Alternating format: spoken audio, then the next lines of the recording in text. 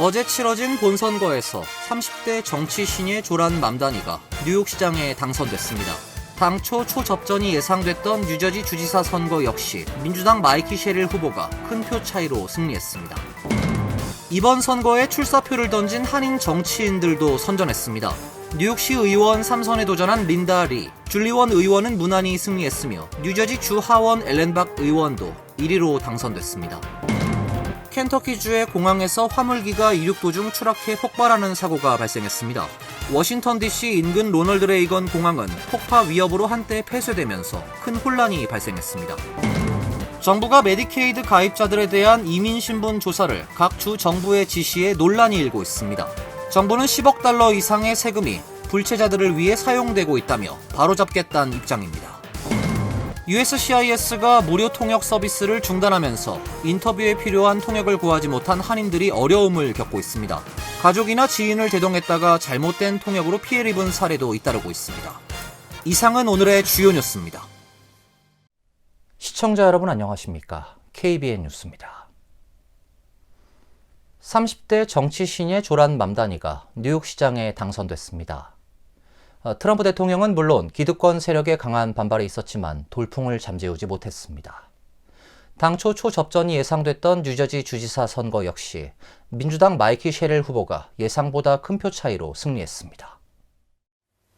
이민자 출신 30대 조란 맘다니 민주당 후보가 과반 득표로 무소속 앤드류 쿠오모 후보를 여유롭게 따돌리고 뉴욕시장에 당선됐습니다. 맘다니 후보는 91% 개표 기준 득표율 50.4%로 41.6%를 득표한 쿠오모 후보에 승리했습니다. 공화당 커티스 슬리와 후보는 7.1% 득표에 그쳤습니다. 맘다니 당선자는 어젯밤 선거 결과 발표 이후 승리 연설에서 도널드 트럼프 대통령을 겨냥해 당신이 보고 있는 것을 안다며 당신에게 할 말은 4단어, 볼륨을 높여라고 말했습니다. 맘다니는 뉴욕은 이민자의 도시, 이민자가 건설한 도시, 이민자가 힘을 실어준 도시로 남을 것이라며 트럼프 대통령의 반이민 정책도 정면 겨냥했습니다. 뉴저지 주지사 선거도 95% 개표가 진행된 가운데 마이키 셰릴 민주당 후보가 잭 시아타렐리 공화당 후보를 56.2%대 43.2%로 크게 이겼습니다. 당초 발표된 여론조사 결과 치열한 접전이 예상됐지만 셰릴 후보가 큰 득표율 차이로 승리해 뉴저지준 민주당 텃밭임을 다시 증명했습니다. 버지니아 주지사 선거에서도 민주당 애비게일 스펜버거 후보가 57.5%를 득표해 공화당 윈섬 얼시어스 후보에 승리했습니다. 민주당은 4년 만에 버지니아를 탈환하게 됐습니다. 워싱턴 DC와 인접한 버지니아엔 연방 공무원이 다수 거주하는데 트럼프 행정부의 연방 공무원 감축과 최근의 셧다운 상황이 표심에 영향을 미쳤다는 분석입니다. 이번 선거 결과가 트럼프 대통령에게 정치적 타격으로 해석됩니다. 트럼프 대통령은 트루소셜에 여론조사 전문가들에 따르면 오늘 밤 선거 주요 패인은 트럼프가 투표용지에 없었던 것과 셧다운이라며 자신의 정치적 입지가 공고함을 주장했습니다. 뉴욕과 뉴저지에서 이번 선거에 출사표를 던진 한인 정치인들도 선전했습니다. 뉴욕시 의원 3선에 도전한 린다 리, 줄리원 의원은 무난히 승리했으며 뉴저지 주 하원 앨런 의원도 1위로 당선됐습니다. 이번 선거에서 뉴욕시 의원 3선에 도전한 뉴욕시 23선거구 린다 리 의원은 득표율 79.9%로 베나드 초 후보를 꺾고 승리했습니다. 26선거구 줄리원 후보도 81.4%의 득표율로 공화당 존 힐리 후보에 대승해 뉴욕시 의원 3선을 확정했습니다. 퀸즈 민사법원 판사에 도전한 이부조 길러건 변호사도 40.4%의 득표율로 승리했습니다. 반면 나소 카운티 의원에 출마한 줄리진 후보는 공화당 현역 후보에 패해 의회 입성이 좌절됐습니다. 뉴저지주 역시 다수의 한인 정치인이 승리했습니다. 뉴저지 주 하원 재선에 도전한 앨런 의원은 1위로 당선을 확정했습니다. 박 의원은 득표율 34.36%를 기록해 같은 당 샤머 헤이더 후보와 함께 공화당 후보를 여유있게 따돌리고 주 하원 3선에 성공했습니다. 뉴저지 타운별 시의원 선거에서도 한인 후보들이 선전했습니다. 포트리 피터 서 의원은 34.03%의 득표율로 당선을 확정했으며 펠파 크리스토퍼 곽 후보도 과반에 육박하는 득표율로 시의원 입성에 성공했습니다. 잉그루드 클립스에서 공화당 소속으로 도전한 이태호 후보도 1위로 당선이 유력합니다. 다만 노스베일 민주당 케네스 조 후보는 공화당 후보에 패배했습니다. 이번 선거도 또다시 부정선거론이 확산되고 있습니다. 트럼프 대통령은 캘리포니아주 투표를 엄청난 사기라고 말했고 백악관 대변인도 부정의 온상이 됐다고 주장했습니다. 한편 뉴저지에선 폭탄 테러 위협으로 일부 투표소가 폐쇄되기도 했습니다. 트럼프 대통령은 어제 캘리포니아주 연방하원 선거구 임시 조정안 투표를 앞두고 이를 엄청난 사기라고 주장했습니다. 공화당원이 우편 투표에서 배제됐고 전체 투표 절차가 조작됐다며 법적 형사적인 검토가 진행 중이라고 경고했습니다. 캐롤라인 레빗 백악관 대변인도 모든 사람이 우편 투표를 할 수 있도록 한 관행은 부정의 온상이 됐다라며 음모론에 힘을 실었습니다. 레빗 대변인은 그 근거로 허위 투표용지를 들었습니다. 선거 과정에서 발생한 단순 사고가 선거 개입으로 부풀려지기도 했습니다. 뉴저지주 컴벌랜드 카운티에서 투표 기계가 고장나는 사고가 발생했지만 곧 문제가 해결돼 투표는 재개됐습니다. 펜실베이니아 체스터 카운티에선 유권자 명단이 일부 누락된 사실이 확인되면서 투표 시간이 연장되기도 했습니다. 보수 팟캐스터들은 이런 사실을 부각하면서 여러 주에 걸쳐서 의도적인 선거 개입이 벌어지고 있다고 주장했습니다. 한편 선거 당일 뉴저지주 최소 7개 카운티에 있는 투표소를 대상으로 폭탄 테러 위협이 발생해 일부 투표소가 폐쇄되는 소동이 있었습니다. 주 검찰에 따르면 어제 새벽 버겐, 에섹스, 머서, 미들섹스, 만서스, 오션, 피세익 등 7개 카운티에 위치한 개별 투표소에 폭탄이 설치됐다는 이메일이 접수됐습니다. 수사기관들이 표적이 된 투표소에 출동해 수색을 펼친 결과 다행히 의심스러운 물체는 발견되지 않았습니다. 폭탄 위협으로 인해 일부 투표소가 폐쇄되거나 투표가 일시 지연되는 등 소동이 있었습니다. 맘머스 카운티와 미들섹스 카운티는 투표소 2곳을 폐쇄 조치하고 유권자들이 인근의 다른 투표소에서 투표하도록 안내했습니다. 켄터키주의 공항에서 화물기가 이륙 도중 추락해 폭발하는 사고가 발생했습니다. 현재까지 최소 7명이 숨졌으며 11명이 부상을 당했습니다. 워싱턴 DC 인근 로널드 레이건 공항은 폭파 위협으로 한때 폐쇄되면서 큰 혼란이 발생했습니다. 뉴욕타임스에 따르면 글로벌 물류기업 UPS 소속 2976편 화물기가 어제 오후 5시 15분께 켄터키주 루이빌의 무하마드 알리 국제공항에서 이륙하던 중 갑자기 균형을 잃고 추락하며 폭발과 함께 화염에 휩싸였습니다. 사고 당시를 촬영한 영상을 보면 이륙을 위해 기술을 들어올린 채 전진하는 화물기의 왼쪽 날개 쪽에서 불길이 치솟았고 지상에서 약 57m가량 이륙한 뒤 항공기가 곧바로 추락하면서 거대한 화염과 연기에 휩싸였습니다. 해당 화물기엔 조종사 등 승무원이 총 3명 탑승했는데 이들은 모두 숨진 것으로 파악됐습니다. 사고기는 추락하면서 자동차 부품 기업 등이 입주한 인근 건물과 충돌했습니다. 이로 인해 지상에 있던 4명이 사망했고 당시 건물에 있던 사람 중에 최소 2명 이상이 실종된 것으로 알려지고 있습니다. 앤디 배셔 켄터키 주지사는 현재까지 최소 7명이 숨졌으며 11명이 다쳤고 일부는 위중한 상태라고 밝혔습니다. 사고기는 맥도널 더글러스 MD-11으로 1991년 생산된 모델이며 하와이주 호놀룰루로 향하던 중이었습니다. 한편 워싱턴 DC 인근 로널드 레이건 공항이 폭파 위협으로 한때 폐쇄됐습니다. FBI는 어제 오전 11시 20분 레이건 공항에 착륙한 유나이티드 항공 512편에 폭탄이 있다는 첩보가 들어와 항공기를 활주로에 멈춰 세운 후 기내를 수색했지만 폭발물은 발견되지 않았다고 밝혔습니다. 보안 위협으로 활주로가 일시 폐쇄되면서 여러 항공편이 다른 공항으로 회항하는 등 큰 혼란이 있었습니다. 정부가 메디케이드 가입자들에 대한 이민신분 조사를 각 주 정부에 지시해 논란이 일고 있습니다. 정부는 납세자의 세금 10억 달러 이상이 불체자들을 위한 메디케이드 지원에 사용되고 있다며 바로잡겠다는 입장입니다. CNN에 따르면 연방보건복지부는 메디케이드 수혜자를 대상으로 가입 적격 여부를 가리기 위해 이민신분을 조사하라는 지침을 각 주 정부 당국에 하달했습니다. 트럼프 행정부는 이미 지난 8월부터 일부 주 정부들의 약 17만 명의 명단을 내려보내 조사를 요구하고 있는 것으로 알려지고 있습니다. 카이저헬스 뉴스에 따르면 오하이오 6만 1000명, 콜로라도 4만 5천명, 펜실베니아 3만 4천명, 텍사스 2만 8천명, 유타 8천명 등 5개 주 정부 당국이 연방정부로부터 조사 대상 명단을 받았고 향후 규모가 더 늘어날 것으로 예상됩니다. 또 뉴욕과 캘리포니아, 플로리다, 조지아, 사우스캐롤라이나 주 정부는 연방정부로부터 메디케이드 수혜 자격 검토를 요구받은 명단 규모를 밝히길 거부했거나 답변하지 않고 있는 상태입니다. 이와 관련 메멧 오즈 메디케어, 메디케이드 국장은 최근 SNS를 통해 연방 납세자의 세금 10억 달러 이상이 불체자들을 위한 메디케이드 지원에 사용되고 있다고 주장했습니다.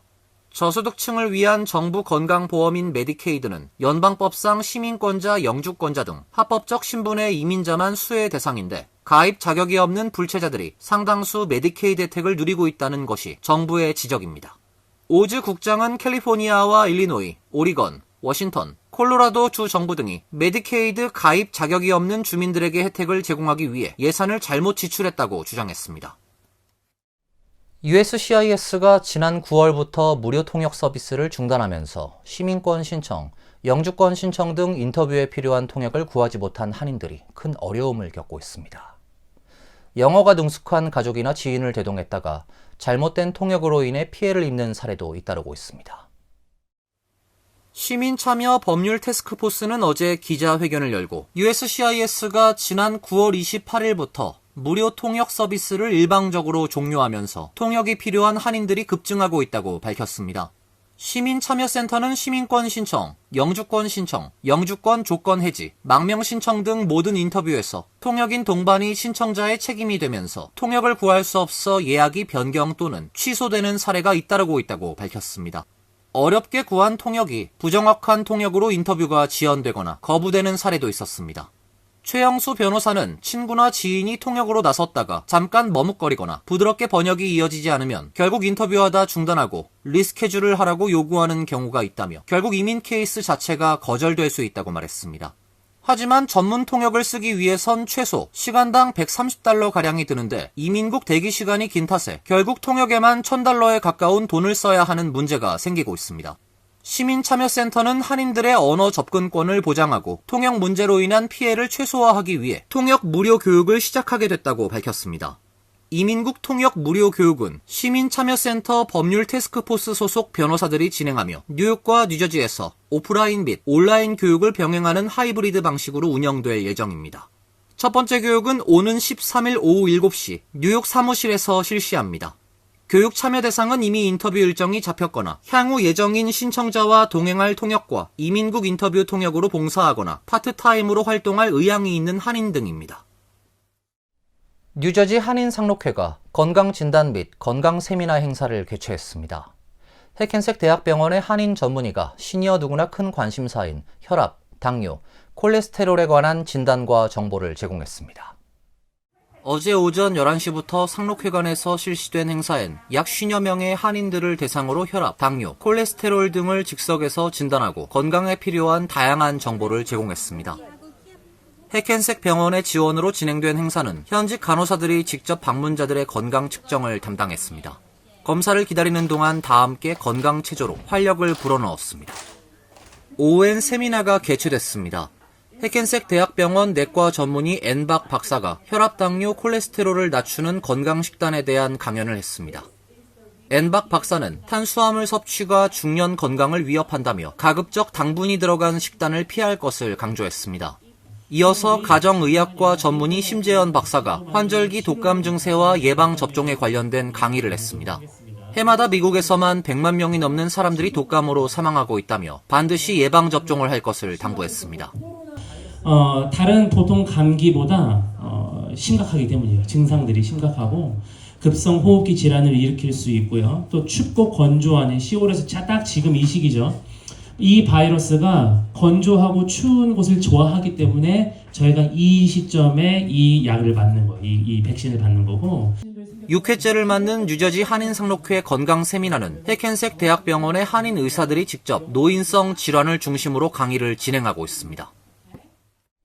정부가 일라이릴리, 노보노디스크 등 비만 치료제 제약사들과 약가 협상을 진행하고 있습니다. GLP-1 계열 비만 치료제를 저렴한 가격에 제공하고 메디케이드와 메디케어 등 공공보험 적용도 가능해질 것으로 보입니다. 월스트리트 저널에 따르면 정부와 일라이릴리, 노보노디스크 등 비만 치료제 제약사들은 비만 치료제 최저 용량 제품을 월 $149에 판매하는 방안을 논의하고 있습니다. 판매는 트럼프 행정부가 추진 중인 온라인 플랫폼 트럼프 RX를 통해 이루어질 예정입니다. 합의가 성사되면 메디케어와 메디케이드 등 공공의료보험 제도에서도 비만 치료 목적의 약물이 급여 대상으로 포함됩니다. 이는 양사 모두에게 큰 수익 기회가 될 전망입니다. 복수의 소식통에 따르면 트럼프 대통령이 이번 협상 결과를 내일쯤 백악관에서 제약사 경영진들과 함께 공식 발표할 예정입니다. 이번 협상은 트럼프 행정부가 지난 7월부터 추진 중인 최애국가 가격제 정책의 일환으로 미국 내 약가 인하를 목표로 주요 제약사들과 벌이고 있는 협상 가운데 하나입니다. 화이자, 아스트라제네카, EMD 세로노 등이 이미 정부와 유사한 협정을 체결했습니다. 합의가 최종 확정되면 메디케이드는 노보노디스크의 위고비와 일라이릴리의 젯바운드 등 고가의 GLP-1 계열 비만 치료제, 비만 환자용으로 제공하게 됩니다. 메디케어 역시 비만과 함께 심혈관 질환 등 고위험 질환을 가진 환자에게 해당 약물을 보장하는 내용이 포함될 전망입니다. 이어서 간추린 소식입니다. 시민주도 헌법 개정 전국 네트워크는 한국 시간 4일 종로구 헌법재판소 앞에서 기자회견을 열고 재외국민과 청소년을 청구인으로 국회에 부작위를 확인해달라는 등의 취지로 헌법 소원을 청구했다고 밝혔습니다. 시민개헌넷은 민주사회를 위한 변호사 모임, 참여연대 등 시민사회단체가 모인 단체입니다. 단체에 따르면 헌법재판소는 2014년 국민투표법이 재외국민의 투표권 행사를 제한하고 있다며 헌법 불합치 결정을 내리고 이듬해 말까지 법을 개정토록 했지만 법은 현재까지 개정되지 않은 상태입니다. 이들은 개헌을 위해선 국민투표를 해야 한다며 위헌적인 국민투표법 개정이 먼저 이루어져야 하는 상황이라고 설명했습니다. 조지아주 애틀랜타 제11 연방순회항소법원은 어제 플로리다주가 시행하고 있는 법에 따라 중국인의 부동산 구매를 제한하는 것은 연방법과 충돌하거나 차별적이란 원고 측의 주장을 기각했습니다. 이번 판결로 소송이 진행되는 동안 해당 법률은 계속 유효하게 유지됩니다. 이 법은 중국에 거주하면서 미국 시민권자나 영주권자가 아닌 개인이 플로리다에서 부동산이나 토지를 구매하는 것을 금지하고 있습니다. 다만 비관광비자 소지자와 망명 신청자는 군 시설로부터 최소 5마일 이상 떨어진 곳에선 2에이커 규모의 주거용 부동산을 구매할 수 있도록 허용하고 있습니다. 쿠바, 이란, 북한, 러시아, 시리아, 베네수엘라 국민의 구매는 제한합니다. 도널드 트럼프 대통령은 3일 트루스 소셜에 션 더피 교통부 장관에게 맨해튼 혼잡 통행료 프로그램을 종료하는 방안을 신중히 검토해달라고 요청했다는 내용의 글을 올렸습니다. 트럼프 대통령은 혼잡 통행료가 뉴욕시를 유령 도시로 만들고 있다고 주장했습니다. 트럼프 대통령은 취임 이후 연방 지원금을 빌미로 뉴욕주의 혼잡 통행료를 폐지하라며 압박을 이어갔지만 지난 5월 연방 법원은 통행료 프로그램에 대한 연방 정부의 개입을 막는 예비 금지 명령을 내렸고 이 명령이 올해 12월까지 유효함에 따라 올해 말까지는 통행료 프로그램이 유지될 전망입니다. 연말이 다가옴에 따라 트럼프 대통령이 프로그램 폐지를 다시 추진하려는 것으로 보입니다. 뉴욕시경이 발표한 범죄 통계에 따르면 지난달 뉴욕시에서 발생한 총격 사건은 43건으로 전년 동기 82건 대비 47.6% 줄어든 것으로 집계됐습니다. 역대 최저치입니다. 올해 1월부터 10월까지 뉴욕시에서 발생한 총격 사건은 596건으로 이 역시 역대 최저치를 기록했습니다.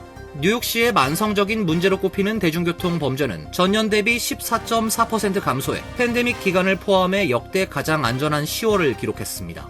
NYPD에 따르면 올해 10월 발생한 7대 주요 범죄는 전년 동기 대비 6.5% 줄었습니다.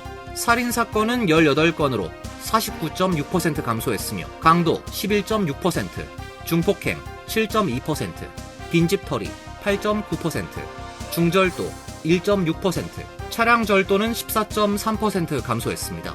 다만 지난달 발생한 강간 사건은 전년 동기 대비 8.6% 증가했습니다. 환율과 증권 소식입니다.